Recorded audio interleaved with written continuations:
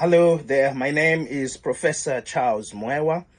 I am here today on a very serious mission, and I speak to my people. I speak to people who have the skin like mine, who look like mine, and who exist in the West.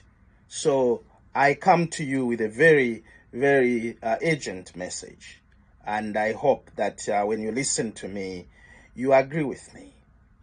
Now, I have lived in the West for over 20 years now, and I have participated in about everything. I can now say that I'm a citizen of the West. I am also a citizen of Africa, because that's where I was born. My relatives, my parents, and even my friends, most of my friends are still in Africa. So I have this division of conceptual approach to life. On one leg, I carry the burden of Africa. On the other, I carry the burden of the West. I have a family in the West. My children were all born in Canada. My wife lives and works in Canada. So I have an inheritance and a heritage that I cannot bequeath to or from the other side. Now, truth be told, when you live in the West for a long time, as I have done, you start to understand certain dynamics that cannot be understood by those who live in Africa, or those who have lived in the West for a few years, or those who just visit the West and go. Today, Africans in the West are the least developed of all those who have immigrated to the West. That is a fact. And many of the times, we the Africans have been even mocked that we have no brains or we are good for nothing. Now, most of those statements are not made directly, but they are implied. And as an African, European, or American, or even Asian, you start to understand that even when you read in literature, Africa is heavily tilted towards the descriptions of poverty, struggle. And in recent years, I've observed that even in Africa, the narrative in the newspapers and in the people that live there is one of acceptance, accepting the judgment that has been imposed upon Africa.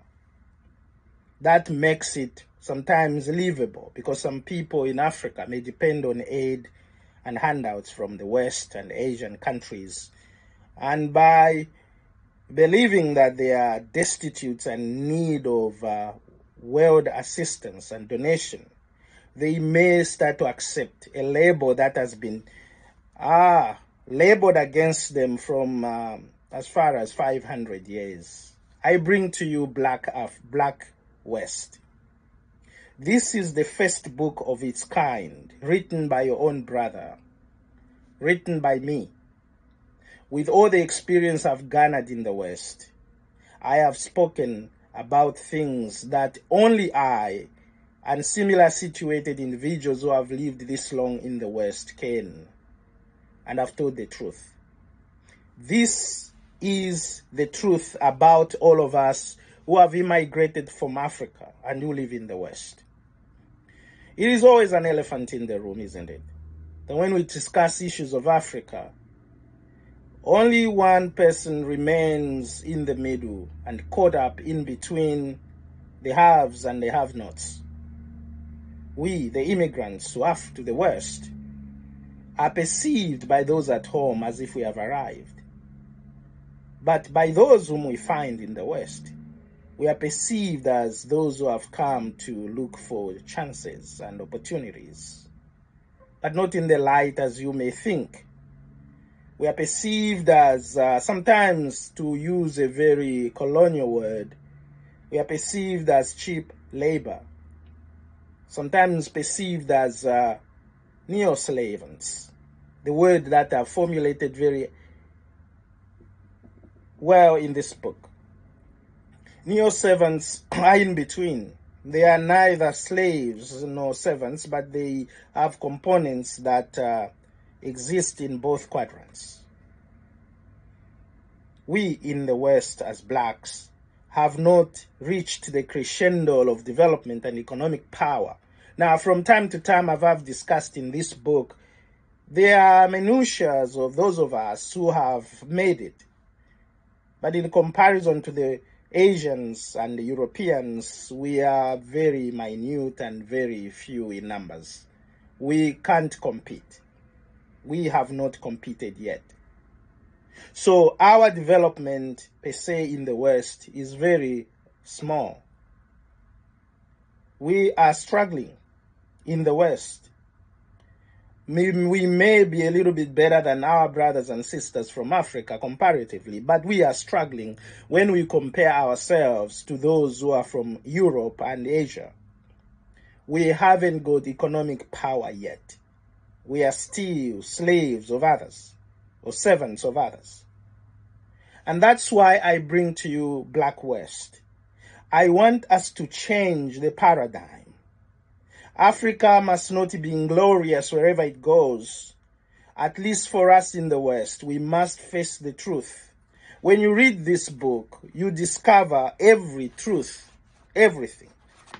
From the requirement for us to have Western experience, to the requirement for us to work as undocumented immigrants or even documented slavery immigrants in the farms and factories. Now, we don't tell you, our brothers from Africa, because we are ashamed that you are going to judge us differently from the way you look at us. Some of us may be privileged a little bit, and it has been through a lot of hard work and sacrifice, humbling ourselves at the beginning to the format of literally a housemaid or servant. And that is not palatable if you compare that to how that word is looked upon in Africa. Here, we struggle to rise. Our education, if we got it from Africa, is considered to be useless. Our skin color even put us on the pedestal. Before we are even hit with the racist chants and invocations as well as treatments, we are already not purely and completely human. We have to exert ourselves working 3 times harder as our white counterparts, just to be recognized as something in the West. And we have kept quiet for a long time because sometimes we think that they will think of us to, you came from Africa, what do you have to say? But remember, my friends who live in the West, we are citizens of the West. We must exert our citizenry rights just like everybody else. Most of the West is a land that was acquired from the Aboriginal people, the First Nations. Nobody quintessentially and even authoritatively who came here from ancestry of the immigrants, including the white people, owns the executive rights to this country. We are all equal on the footing of immigration. In Black West, which must be read by every immigrant who is black in color or who calls himself an African immigrant to the West, must read this book because our destiny is in this book, whether we like it or not. We must exert who we are as we become the citizens that must be accepted in the conglomeration of Western economic systems. We must exert ourselves and rise. We shouldn't be on the receiving end. We must start to give here in the West as well as in Africa, giving technological as well as the prowess that comes from thinking brains. Black West is a narrative about us, the Black Africans and Africans in general, and how you must perceive us. There's no stone that's left unturned here. Go. Wherever books are sold, if you live in the West, my friend, you have been here 1 month or 50 years, you must read this book because this is our redemption plan. How we can globally perform together at the same level with our white counterparts. How we can be recognized as humans. not simply as labor forces. I recommend this book to everyone who is in North America. Go buy it today. Amazon, Barnes & Noble, Indigo Chapters, or wherever books will be and are sold.